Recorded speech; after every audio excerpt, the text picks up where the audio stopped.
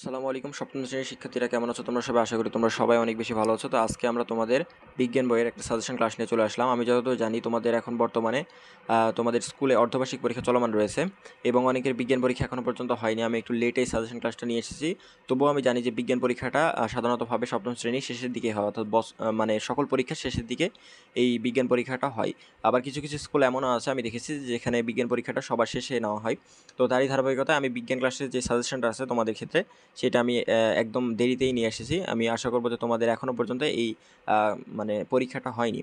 তো আমি এই বিষয়ে কিছু কথাবার্তা তোমাদের সাথে আলোচনা করব এবং শেষ মুহূর্তে তোমাদের কী কী পড়া দরকার বা কী কী পড়লে পরীক্ষায় একটা ভালো রেজাল্ট করতে পারবে সেই বিষয়ে গাইডলাইন নিয়ে আলোচনা করব। তো চলো না টেনে তোমরা সকলেই পুরো ক্লাসটা দেখতে থাকো। তো প্রথমে দেখো একটা জিনিস আমি লিখে রেখেছি এখানে, সেটা হচ্ছে সপ্তম শ্রেণীর বিজ্ঞান সাজেশন ক্লাস। এই বিষয় নিয়ে আজকে আমরা আলোচনা করব। তো আমি যতদূর জানি যে তোমাদের টোটাল অধ্যায়ের সংখ্যা হচ্ছে 14টা, অর্থাৎ 14টি অধ্যায় রয়েছে তোমাদের। কিন্তু 14টি অধ্যায় তো তোমাদের শুধুমাত্র অর্ধবার্ষিকের জন্য না, এটা অর্ধবার্ষিক এবং বার্ষিক দুইটা মিলিয়ে। তার মানে অর্ধবার্ষিকের জন্য যদি আমি হিসাব করি তোমাদের 7টা অধ্যায়, অর্থাৎ প্রথম 7টা অধ্যায় কিন্তু তোমাদের অর্ধবার্ষিক পরীক্ষার সিলেবাসে আছে। আমি যতদূর জানি প্রথম 7টা অধ্যায় নিয়েই তোমাদের অর্ধবার্ষিক পরীক্ষা হবে। কারো কারো ক্ষেত্রে এটা ভুলও হতে পারে বা কারো কারো স্কুলের ক্ষেত্রে এটা কিছু ব্যতিক্রম ঘটতে পারে। তবে আমি যতদূর জানি যে প্রথম 7টি অধ্যায় নিয়ে তোমাদের অর্ধবার্ষিক পরীক্ষাটা হবে। সেটা যদি একটু দেখাতে যাই তাহলে এখানে খেয়াল করো, এখানে তোমাদের সপ্তম শ্রেণীর সূচিপত্র দেখানো হয়েছে। সেখানে একদম প্রথম থেকে যদি আমরা খেয়াল করি তাহলে একদম তোমাদের সপ্তম অধ্যায়, অর্থাৎ প্রথম অধ্যায় নিম্ন শ্রেণীর জীব থেকে শুরু করে সপ্তম অধ্যায় শক্তির ব্যবহার পর্যন্ত তোমাদের অর্ধবার্ষিক পরীক্ষায় থাকবে।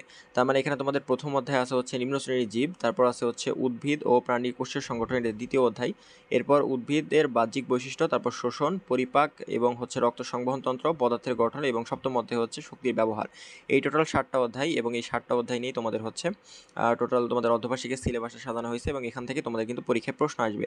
এখন কথা হচ্ছে তোমরা যে সপ্তম অধ্যায় মানে তোমাদের এই যে টোটাল সপ্তম অধ্যায় পর্যন্ত প্রথম অধ্যায় থেকে শুরু করে এই যে অধ্যায়গুলো দেওয়া হয়েছে এই অধ্যায়গুলো তোমরা কীভাবে পড়বে এটা জানার আগে তোমাদের ক্ষেত্রে আগে মানবন্টনটা দেখিয়ে নিয়ে আসি। মানবন্টনটা তোমাদের কীরকমভাবে হবে, এই যে চিত্রে দেখতে পাচ্ছ এটাই হচ্ছে তোমাদের মানবন্টন। তো একটু ভালো করে খেয়াল করলে বুঝতে পারবে যে তোমাদের মানবন্টন হচ্ছে 3টি ভাগে বিভক্ত। প্রথম অংশ হচ্ছে 30 মার্ক, যেটা হচ্ছে তোমাদের নৈবেতিকের অংশে থাকবে, অর্থাৎ প্রত্যেকটি নৈবেতিকের মার্ক 1 করে এবং 30 মার্ক হচ্ছে তোমাদের 30টা নৈবেতিকের জন্য। এবং পরবর্তী হচ্ছে 20 মার্ক, এটা হলো সংক্ষিপ্ত প্রশ্নের জন্য, অর্থাৎ প্রত্যেকটি তোমাদের 10টি সংক্ষিপ্ত প্রশ্নের অ্যান্সার করতে হবে এবং প্রতিটি প্রশ্নের মার্ক হচ্ছে 2 করে। এই জন্য তোমাদের হচ্ছে টোটাল 20 মার্ক, 10টি সংক্ষিপ্ত প্রশ্নের জন্য 20 মার্ক অ্যান্সার করতে হবে। এরপর দেখো 50 মার্ক, এটা হচ্ছে তোমাদের 8টা সৃজনশীল প্রশ্ন থাকবে, তার মধ্যে যে কোনো 5টি সৃজনশীল প্রশ্ন তোমাদের অ্যান্সার করতে হবে এবং এই 5টি সৃজনশীল প্রশ্নের প্রত্যেকটি প্রশ্নের মার্ক হচ্ছে 10 করে এবং এই জন্য তোমাদেরকে 5টি সৃজনশীল প্রশ্নের জন্য টোটাল 50 মার্কের অ্যান্সার করতে হবে এবং এই 3টা অংশ মিলেই কিন্তু তোমাদের 100 মার্কের পরীক্ষাটা হবে। তার মানে এটাই হচ্ছে তোমাদের মানবন্টন। তার মানে মানবন্টন দেখে তোমরা এতটুকু ক্লিয়ার হয়েছে। তো তোমাদের যে এই গাইডের যে অধ্যায়গুলো আছে এই অধ্যায়গুলো তোমাদের 3টা স্টেপ পড়তে হবে। সেটা হচ্ছে প্রথমত দেখো নৈবেতিক এবং তারপরে হচ্ছে সংক্ষিপ্ত প্রশ্ন এবং সংক্ষিপ্ত প্রশ্নের পরে তোমাদের পড়তে হবে হচ্ছে সৃজনশীল প্রশ্ন। তো প্রথমে নৈবেতিক অংশ যেটা 30 মার্কের সেই বিষয় নিয়ে একটু কথা বলা যাক।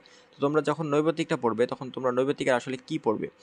আমি জানি যে তোমরা অনেকেই হচ্ছে তোমাদের মূল যে টেক্সট বইটা আছে এই যে এই বইটা অনেকেই পড়ে ফেলেছো এবং এই বইটার মধ্যে দেখবে তোমরা কিছু কিছু গুরুত্বপূর্ণ টপিক আছে, অনেক সময় বিজ্ঞানীদের সাল আছে বা হচ্ছে কোষের বিভিন্ন অঙ্গাণুর গুরুত্বপূর্ণ বিষয়গুলো উল্লেখ করে দেওয়া আছে, এগুলো তোমরা অনেকে আন্ডারলাইন করে দাগিয়েছো, অর্থাৎ বইটা দাগিয়ে ফেলেছো। তো এখন তোমাদের শেষ মুহূর্তে কাজ হচ্ছে, শেষ মুহূর্তে তোমরা পুরো অধ্যায়টা এখন আর রিভাইজ করতে পারবে না, তোমরা শুধু ওই বইয়ের দাগানো লাইন যেগুলো আছে ওইগুলোই তোমরা ভালোভাবে রিভাইজ দেবে এবং ওখান থেকে যে গুরুত্বপূর্ণ টপিকগুলো আছে আমি যতদূর জানি ওগুলোই হচ্ছে তোমাদের নৈবেতিকে দেয় এবং হচ্ছে যে গাইডের সবগুলো বিষয় থেকে তো আর নৈবেতিক আসে না। তোমরা যদিও জানো যে তোমাদের সপ্তম অধ্যায় মানে একটা বিশাল সিলেবাস, কিন্তু হচ্ছে তোমাদের নৈবেতিক আসবে মাত্র 30টা। তার মানে যেগুলো গুরুত্বপূর্ণ একমাত্র সেগুলো থেকেই কিন্তু তোমাদের নৈবেতিক অংশের প্রশ্নটা করে থাকবে। তার মানে নৈবেতিকের জন্য যে 30 মার্কটা আছে এই নৈবেতিকে 30 মার্কটা তোমরা শুধুমাত্র বইয়ের গুরুত্বপূর্ণ টপিক যেগুলো দাগিয়ে রেখেছো এই দাগানো বইয়ের লাইনগুলো পড়লেই কিন্তু হয়ে যায়। তবে এর পাশাপাশি যদি কেউ চাও যে আমি একটু অতিরিক্ত পরিমাণে প্রিপারেশন নিতে চাচ্ছি বা একটু ভালোভাবে প্রিপারেশন নিতে চাচ্ছি, তার জন্য আমি কি বলবো, তারা এই বিষয়টা ফলো করতে পারো যে প্রথমত তোমরা গাইডের অতিরিক্ত কিছু এমসিকিউ পড়ে ফেলতে পারো। তোমরা তোমাদের গাইড বই দেখবে যে তোমাদের গাইড বইয়ের প্রত্যেকটা অধ্যায় শেষে কিছু অতিরিক্ত এমসিকিউ প্রশ্ন থাকে। অনুশীলনীতে 4 থেকে 5টা এমসিকিউ প্রশ্ন থাকে, কিন্তু অনুশীলনীর বাইরে গাইডের অতিরিক্ত কিছু এমসিকিউ প্রশ্ন থাকে, এগুলো তোমরা ভালোভাবে পড়ে নিতে পারো।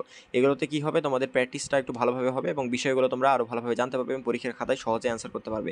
এগুলোতে খুব সুন্দরভাবে এবং গুছিয়ে কিন্তু এমসিকিউ প্রশ্নগুলো সাজিয়ে দেওয়া থাকে, যেগুলো তোমরা যদি ভালোভাবে পড়ো তাহলে কিন্তু তোমরা পরীক্ষায় একটা ভালো আউটপুট দিয়ে আসতে পারবে।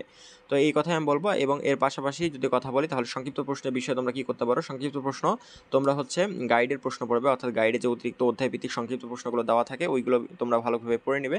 আর এর পাশাপাশি যদি আমি বলি, তোমাদের প্রত্যেকের টেক্সট বইয়ে অনুশীলনী কিছু সংক্ষিপ্ত প্রশ্ন থাকে। টেক্সট বই মানে যেই বইটা তোমরা ফলো করে এসেছো এতদিন, এনসিটিভি কর্তৃক যে বইটা দেওয়া হয়েছে সেই বইয়ের অনুশীলনী কিছু সংক্ষিপ্ত প্রশ্ন থাকে, 7 থেকে 8টা বা 10টা এই টাইপের অনুশীলনী। আবার কিছু কিছু অধ্যায় দেখবে 5 থেকে 6টা থাকে। এই অনুশীলনীর সংক্ষিপ্ত প্রশ্নগুলো তোমরা যদি পড়ে ফেলতে পারো তাহলে তোমাদের সংক্ষিপ্ত প্রশ্ন কাভার হবে, পাশাপাশি কিন্তু সৃজনশীল প্রশ্নের অনুধাবন অংশটাও কিন্তু কাভার হয়ে যাবে, অর্থাৎ যেটা খ নম্বরে থাকে 2 মার্কের।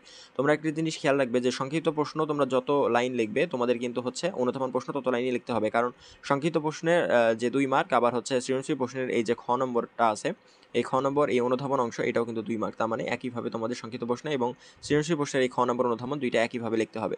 তার মানে এটা গেল হচ্ছে সংক্ষিপ্ত প্রশ্ন। আরেকটা বিষয়, সংক্ষিপ্ত প্রশ্নের জন্য তোমাদের পাশাপাশি মূল বইটাকে রাখতে হবে, এটা অবশ্যই মূল বইটাকে পড়ে নিতে হবে।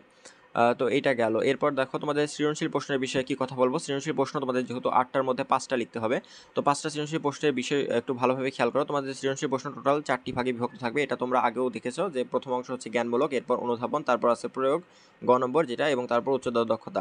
এরপর দেখো তোমাদের মার্ক ডিস্ট্রিবিউশনগুলো কিন্তু জ্ঞানমূলকে 1, তারপর হচ্ছে অনুধাবনে 2, প্রয়োগে হচ্ছে 3 এবং উচ্চতর দক্ষতায় কিন্তু 4। তার মানে তোমাদের যে মার্ক ডিস্ট্রিবিউশন এগুলো কিন্তু টোটাল যদি যোগ করা হয় তাহলে কিন্তু 10 মার্ক, অর্থাৎ তোমরা এখানে কিন্তু 10 মার্কেরই অ্যান্সার করবে প্রত্যেকটা সৃজনশীল প্রশ্নে। তো তোমাদের এখানে পড়ার যে টপিকগুলো আমি বিভক্ত করেছি তার মধ্যে তোমরা প্রথম যে প্রশ্নটা আছে সেটা দেখো জ্ঞানমূলক। জ্ঞানমূলক প্রশ্ন কিন্তু খুব বেসিক থেকে হয় এবং এটা 1 মার্কের যেহেতু প্রশ্ন, এটা একদম হুবহু সঠিকভাবে উপস্থাপন করে দিতে হবে।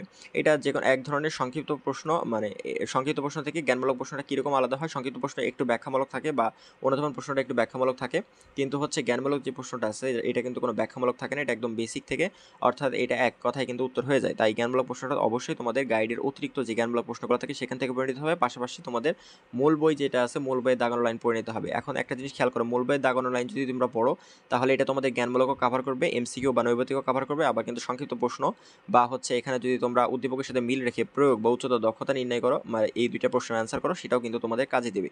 এই কারণে আমি সবসময় বলি যে তোমাদের গাইডের পাশাপাশি অবশ্যই মূল বইটাকে ফোকাস দিতে হবে। আগে তোমাদের মূল বইটা ভালোভাবে পড়ার পরে তারপর যদি সময় বেঁচে থাকে তাহলে সেক্ষেত্রে তোমরা গাইডের প্রশ্নগুলো পড়বে।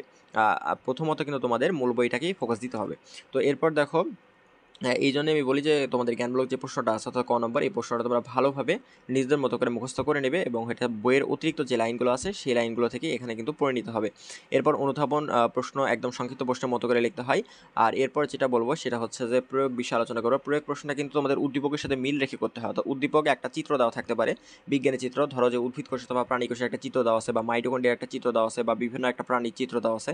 তো সেই চিত্রের সাথে তোমার বইয়ের কোন টপিকটা রিলেটেড সেটা তোমাদেরকে আগে আইডেন্টিফাই করতে হবে, তারপর ওই টপিকের উপর বেস করে কিন্তু তোমাদের সুন্দরভাবে অ্যান্সার করে দিতে হবে। অথবা প্রয়োগে তোমাদের এরকম প্রশ্ন থাকতে হবে যে উদ্ভিদ কোষ বা প্রাণী কোষের চিহ্নিত চিত্র অঙ্কন করো, এই বিষয়েও কিন্তু থাকতে পারে, এই টাইপের প্রশ্ন কিন্তু দিয়ে থাকে। তো সেখানেও কিন্তু তোমাদের ভালোভাবে অ্যান্সার করতে হবে, অর্থাৎ সুন্দরভাবে চিত্র অঙ্কন করে দিতে হবে এবং চিহ্নিত চিত্র আঁকতে হবে, অর্থাৎ চিত্র আঁকার পরে সেই চিত্রের কোনটা তুমি কি এঁকেছো সেই বিষয়গুলো কিন্তু আঁকতে হবে। ধরো একটা মাইটোকন্ড্রিয়া চিত্র এঁকেছো তোমরা, তো মাইটোকন্ড্রিয়ার চিত্র আঁকার পরে কোনটা হচ্ছে ক্রিস্টি, কোনটা হচ্ছে অক্সিজম, তারপর হচ্ছে মাইটোকন্ড্রিয়ার কোনটা হচ্ছে দ্বিস্তরী পর্দা, কোনটা হচ্ছে তারপর ম্যাট্রিক্স, এই বিষয়গুলো কিন্তু তোমাদের ভালোভাবে উল্লেখ করে দিতে হবে। অর্থাৎ একটা মাইটোকন্ড্রিয়া আঁকার পরে মাইটোকন্ড্রিয়ার কোন টপিক মানে কোন অংশটা কি সেটা তোমাদের কিন্তু ভালোভাবে দাগিয়ে দিতে হবে যে অংশ এটা, তাহলে কিন্তু তোমরা গ নম্বর বা হচ্ছে প্রয়োগে কিন্তু ফুল মার্ক পেতে পারো। তো এরপর যেটা কথা বলবো যেটা নিয়ে সেটা হচ্ছে উচ্চতর দক্ষতা। এটা সাধারণতভাবে থাকে হচ্ছে ব্যাখ্যামূলক। ধরো সার সংশ্লেষণে উদ্ভিদ সার সংশ্লেষণ করে, সেটাতে প্রাণীগুলোর কি গুরুত্ব হতে পারে বা কোষের বিভিন্ন একটা অঙ্গনের হচ্ছে গুরুত্ব বিষয়ে বিভিন্ন কথা উল্লেখ করে দিতে পারে।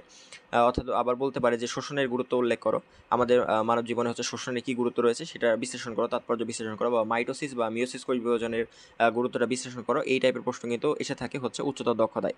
আর তার মানে প্রয়োগে একটা জিনিস শিখলাম যে প্রয়োগে সাধারণতভাবে তোমাদের থাকে হচ্ছে বিভিন্ন রকমের চিত্র অঙ্কন এবং উচ্চতর দক্ষতায় থাকে হচ্ছে বিভিন্ন বিষয়ের তাৎপর্য।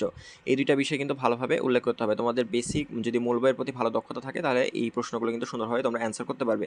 তো এগুলোর জন্য ওই একই কথা যে মূল বইয়ের দাগানো লাইন সর্বশেষ এটাই তোমাদের কিন্তু ভালোভাবে পড়তে হবে। তো এরপর দেখো গাইড বইয়ের প্রশ্ন, যেটা আমি বলেছি জ্ঞানমূলক প্রশ্নটা ভালোভাবে বুঝে মুখস্থ করতে হবে, অর্থাৎ শুধু মুখস্থ করলে হবে না, বিষয়টা ভালোভাবে বুঝতে হবে, তাহলে কিন্তু জিনিসটা তোমাদের পরীক্ষা পর্যন্ত মাথায় থাকবে, না হলে কিন্তু ভুলে যাবে।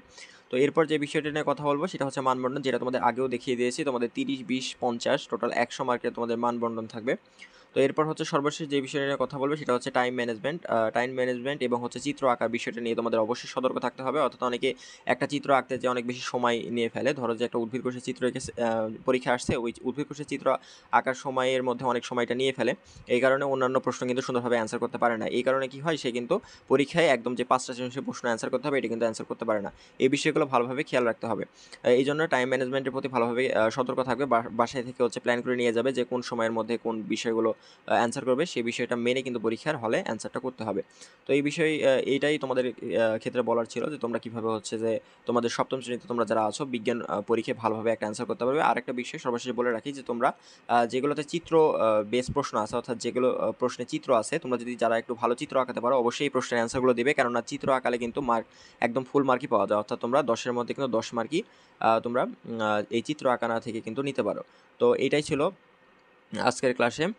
তো আর বেশি কথা বাড়াবো না। তোমরা যারা পরীক্ষা দিচ্ছ ভালোভাবে পরীক্ষা দাও, প্রিপারেশন নাও শেষ মুহূর্তে। বেশি কিছু পড়ার দরকার নেই, যতটুকু পড়েছে ওগুলোই ভালোভাবে রিভাইজ দাও। তো আজকের ক্লাসটি এই পর্যন্তই রাখলাম। সাজেশন ক্লাসটি কেমন লেগেছে আশা করি তোমাদেরকে ভালোভাবে বুঝিয়ে দিতে পেরেছি যে একটা পরীক্ষার হলে কীভাবে টাইম ম্যানেজমেন্ট, পাশাপাশি হচ্ছে পরীক্ষার হলে কী কী পড়ে গেলে তোমরা ভালো আউটপুট দিতে পারবে, এই বিষয়ে সম্পর্কে আলোচনা করেছি। হবে পরবর্তী নেক্সট কোনো ক্লাসে। সে পর্যন্ত সবাই ভালো থাকবে। ধন্যবাদ সবাইকে।